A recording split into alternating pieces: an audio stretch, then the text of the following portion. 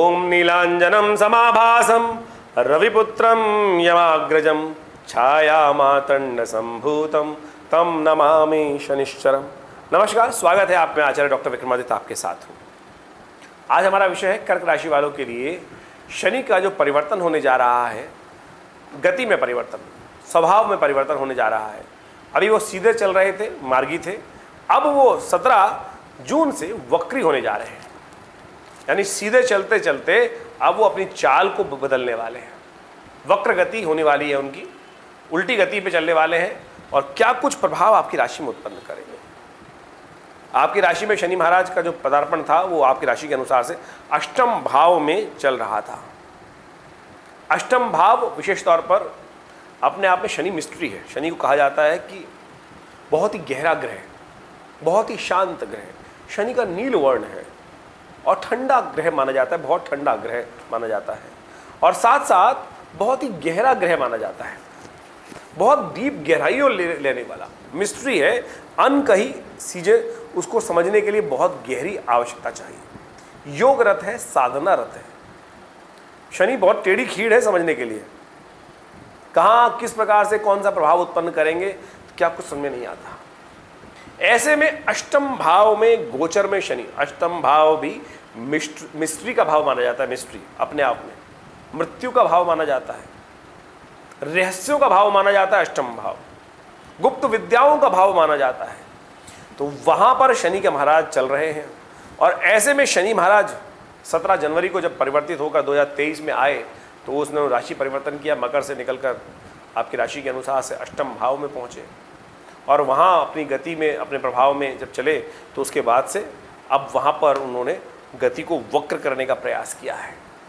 और करीब करीब 17 जून से जब ये शनि महाराज की परिवर्तन होने का योग बनेगा और ये चलेगा करीब करीब 4 नवंबर तक, 4.5 महीने तक का ये काल रहेगा। इसके साथ साथ जो मंगल भी अभी जो विशेष तौर पर समझें काल गणना के अनुसार से 10 मई से कर्क राशि में है, 30 जून तक कर्क राशि में रहेंगे।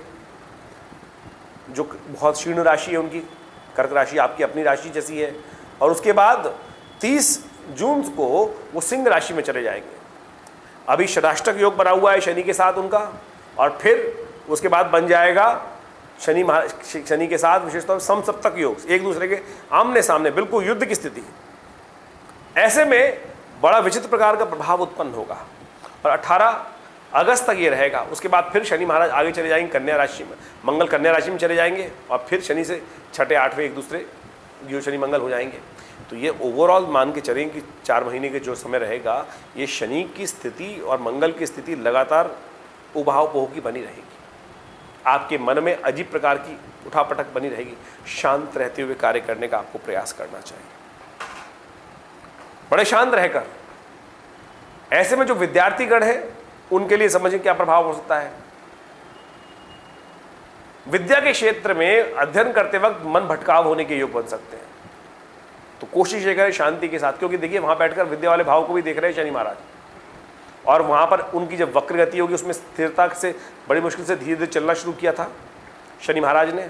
और अब फिर जब वक्र गति होंगी तो फिर वो आपके प्रभाव में, स्वभाव में परिवर्तन करने का योग बना देंगे।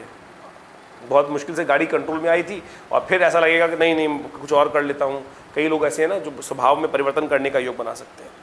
शनि मंगल का योग जैसे चल ही रहा है, षडाष्टक योग, और साथ में समसप्तक योग चलेगा।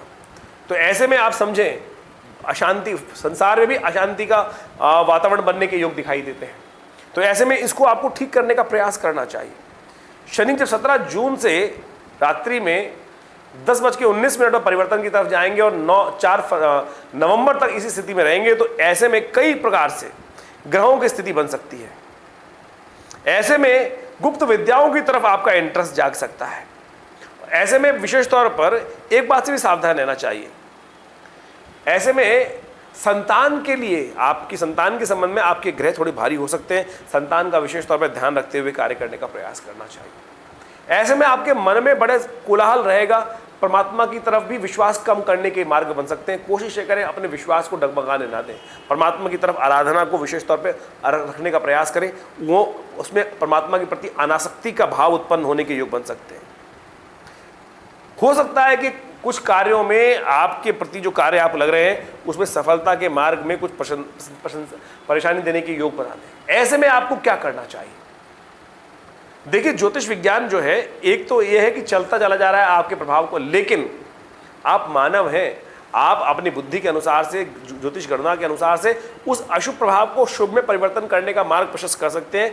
ये ज्योतिष का चमत्कार है, ये हमारा ये हम आपको इस कार्यक्रम के माध्यम से बताने का प्रयास कर रहे हैं। ठीक है, समय भारी है, ग्रहों का दृष्टिकोण जब हमने समझाया, जब तक समझोगे नहीं तब तक उसका उपाय नहीं करोगे ना। तो उपाय करने के लिए आप प्रशस्त होकर कार्य करने का उपाय बताएंगे आपको बहुत आसानी तरीके से। ऐसा उपाय बताऊंगा, बिल्कुल हींग लगे रफट के रंग चोखा होगा अवश्य, आप समझें, बिल्कुल बिल्कुल ऐसे समझ लीजिए कि परिवर्तन का योग अवश्य बनने के रास्ते प्रशस्त हो सकते हैं। लेकिन जैसा हमने आपको कहा कि जो कष्ट होने के योग है वो पहले आपको समझ लेना चाहिए।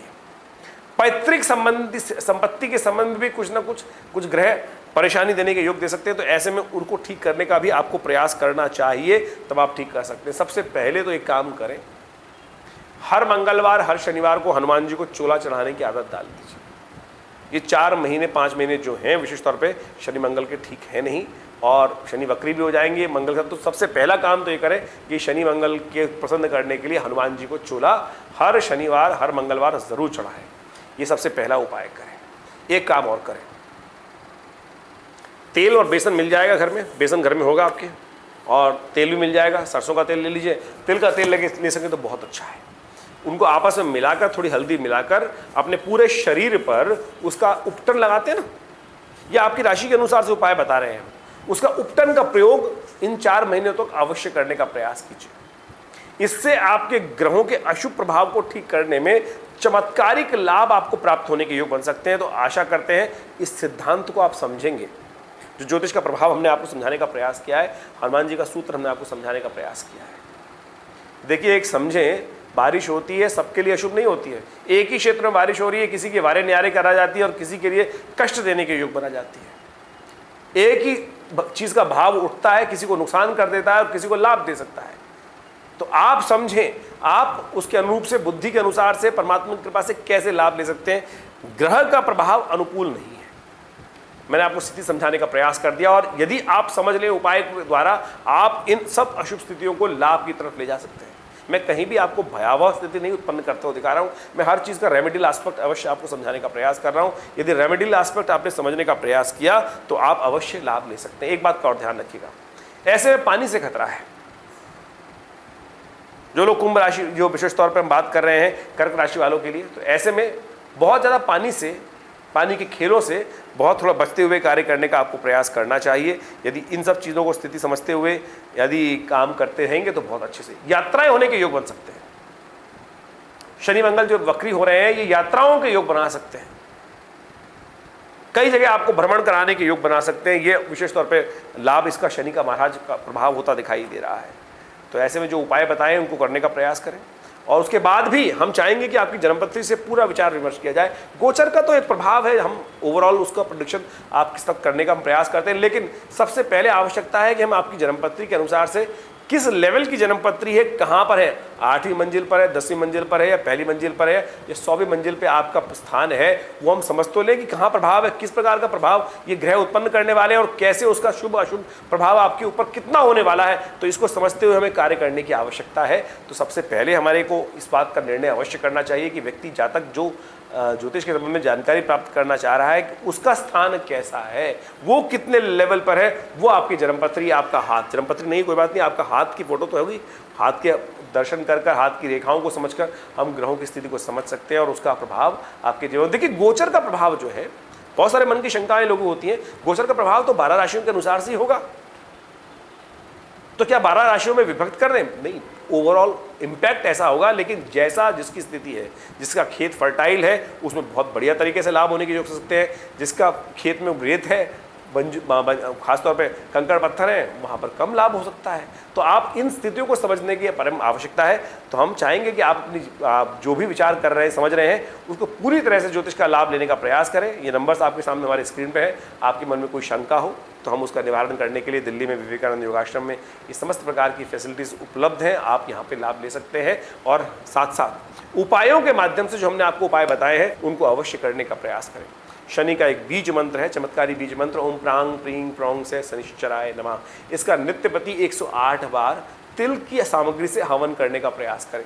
तिल शनि से संबंध रखते हैं, काले तिल जो होते हैं, और उसी सामग्री से नित्यपति यदि यज्ञ करेंगे तो शनि का अशुभ प्रभाव बिल्कुल चमत्कारी ढंग से दूर होगा, लाभ के योग बनेंगे। धन्यवाद।